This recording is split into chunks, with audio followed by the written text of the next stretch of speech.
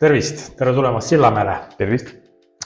Rõõm näha, et palun räägi paari sõnaga, kes sa oled ja miks oled siin.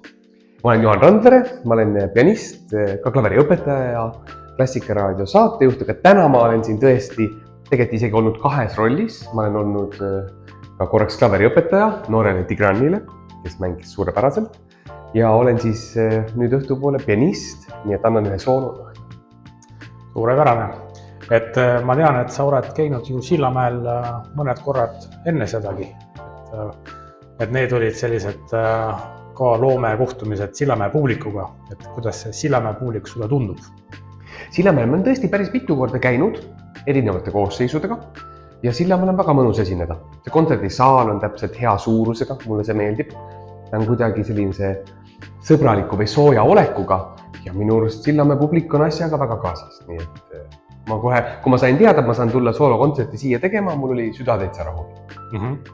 Kas sa valusad natukene, et mis nagu õhtuplaan on, et mis kava täpsemalt, et võib-olla paari sõnaga üldiselt, et mitte seda saladust rikkuda?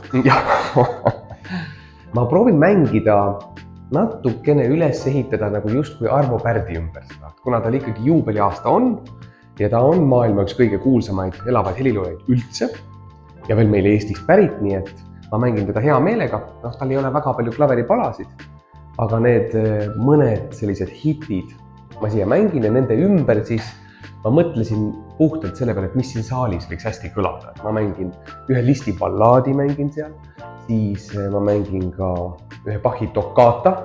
See oli väga tore, et hommikul Tigran mängis mulle ka toccatat, mina mängin nüüd ka toccatat. Nii et ma proovin sellist nii-öelda vana hea klassikat panna sinna ja siis sinna sisse ka veel neid Arvo Pärdikesi. Väga vahe. Olen hiljuti ise käinud ühel huvitaval näitusel Kumus Spiegel and Spiegel ja seal siis kohtus saksa kunst, Eesti kunstiga, aga väga oluline osa sellest oli ka Arvo Pärdi need manuskriptid, et ma täitsa huviga vaatasin, ma ei ole varem nagu väga tutvunud, et see nägi välja rohkem nagu maal või joonis. Tavapärane muusika, et kas sa mõnda Arvo Pärdi noodi on nad ikkagi tavapärases noodikujunduses või on need mingisugused värvidega tehtud või kuidas on? Vaata, tal on mingid trikid kogu aeg, et Arvo Pärt on ikka selline trikimees, et kui ta oli noorem, siis ma mäletan, et ta andis intervjuusid niimoodi, et ta hüppas ühest keelest teise. Ta rääkis eesti keeles, siis korraks saksa keeles, natuke vene keeles, sekka paar inglise keelt, tegi sellised trikke. Siis näiteks tema nendes just manuskriptidest või päevikutes on igasuguseid märkmeid, mis esmapilgul tundub, et see pole üldse seotud selle asjaga. Et umbes helistad alla, siis on jälle muusikast midagi, siis on näiteks see ongi 1 + 1 võrdub 1. Kastring ümber tehtud punasega. Mis see täpselt tähendab? No võt, tema teab, eks ju. Siis ma tean, et Für Alina, seal on selline koht, kus ta on joonistanud lillekese.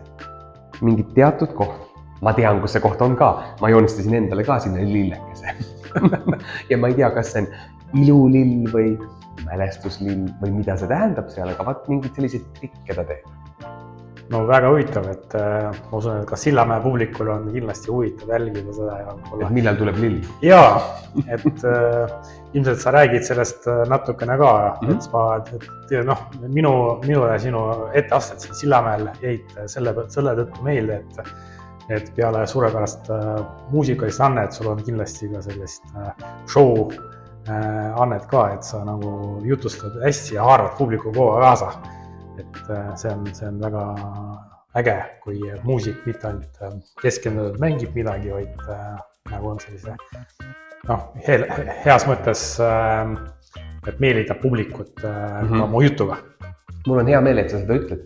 Mulle tõesti tegelikult järjest rohkem ka meeldib rääkida, sest sellest samast muusikast, millest ma räägin, see on nagu nii lõputult äge ja nii lõputult põnev ja kõik need suured lood heliloojatega, mis on neil inimlikult juhtunud, see kuidagi minu arust kõnetab igat üht.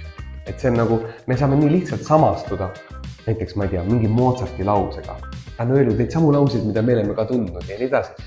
Nii et see on inspireeriv. Väga äge. No paar küsimust veel, et mis loomingus plaanid sul on, et käepärast, et võib-olla ütleme mitte kohe peale seda kontserdid, et sa asud mingit suurt projekti vedama, aga võib-olla sellise poole aasta perspektiivis on. Mul on niimoodi, et nüüd tegelikult juba nädala pärast on Eesti keelpillimängijate konkurss ja seal ma saadan 2 artisti, üks väga hea tšellomängija mängib Šostakovitši sonaati ja seal teisigi asju ja siis tuleb veel üks välismaalt, üks viiuldaja, kellega ma mängin Šivanovski ja selliseid muusikud, mis mulle endale väga meeldib. See on lähimasi, siis detsembris on mul selline traditsiooniline jõulutuur ja see jõulutuur minu puhul tähendab siis seda, et ma mängin jõulumuusikat, mille on kirjutanud Ferenc Liszt, Debussy, Bach, Schubert. Ja see on, ma nagu ei teadnudki tegelikult, et nad on kirjutanud. Et võib-olla laiem publik ka ei tea veel, eks ole sellest. Ma arvan küll. Ja Tšaikovski muidugi seal Pähklipurjast saab mängida asju. Nii et mul toimub see juba 4. aasta, mis mind teeb väga õnnelikuks. Sest mulle esimene aasta tundus, et enne seda tuuri, et ma ei tea, kas ma suudan üldse konkureerida. Jõululaulud on nii ilusad ja mina ju jõululaule ei laula. Ma mängin hoopis midagi muud. Aga kuidagi mul on vist mingi oma publik, kes detsembris sellist klaveriõhtut siis soovib. Nii et ma ootan seda väga. Ja siis kevadel mul tuleb veel paar show-tuuri. Ongi jälle meil see hea sõpruskond, mina, Märt Tavandi, Nelelis Vaiksoo ja Lauri Liiv. Me teeme Eurovisiooni mingisugust täiesti show'd teeme seda. Ja siis mul kevade poole ma veel korraldan ka natuke kontserte. Et näiteks Grigori Sokolovi kontserti me korraldame Tallinnas, mis on väga suur asi. Ja siis sellises pikemas perspektiivis on mul mõned soolokavad ka välismaal. Ma lähen Belgiasse ja Leetu ja mul on Beethoveni 3. klaverikontsert vaja ära võtta. Selles mõttes mul on väga tore seda kõike teha. Väga äge. Tundub olevat väga busy mees. Ja seda enamgi on rõõm ja au, et leidsid aega tulla Sillamäele. Et siis Sillamäe publikut natukene ka võib-olla mõne jaoks avada natuke Pärdi loomingut teisest küljest, et see on väga tore. Mulle siin väga meeldib käia. Eesti on nii mõnusa suurusega ka, et mitte midagi pole kaugel. Jah, täpselt nii on. Väga hästi, et üks küsimus veel, et kui Sillamäe inimene tuleb kontserdi ja saab aru, et ta ei saa mitte kuidagi ilma Johan Randvelita enam oma elust hakkama, et kust ta siis leiab sind üles, mis need põhilised kanalid on, kus sa oled? Ma arvan, et vist ikka Facebook ja Instagram tegelikult tänapäeval on sellised. Mul on ka koduleht, johanrandvere.ee, kas ta nüüd või com, ma ei mäletagi. Aga põhimõtteliselt mõlemad selleni viivad, seal on ka, ütleme, minu tegevus on kirjas. Aga ma kardan, et tänapäeval vist kõige rohkem infot liigubki Facebookis ja Instagramis just ka kontsertide ja selliste toimetuste kohta. Ja ikka Klassikaraadios, mul on iga laupäev kell 11 oma saade. See on väga hea. Et ma siis kutsun üles kõiki Sillamäelisi, et järgmine laupäev, et siis 11 Klassikaraadio. Klassikaraadio. Saate nimi on Must klahv, valge klahv. Nii, jääb meelde. Aga ma tänan Johan Randvelet selle eest, et ta on leidnud oma tihedas graafikus aega tulla Sillamäele ja siis suhelda meiega. Aitäh! No nii, tehtud. Kui tore!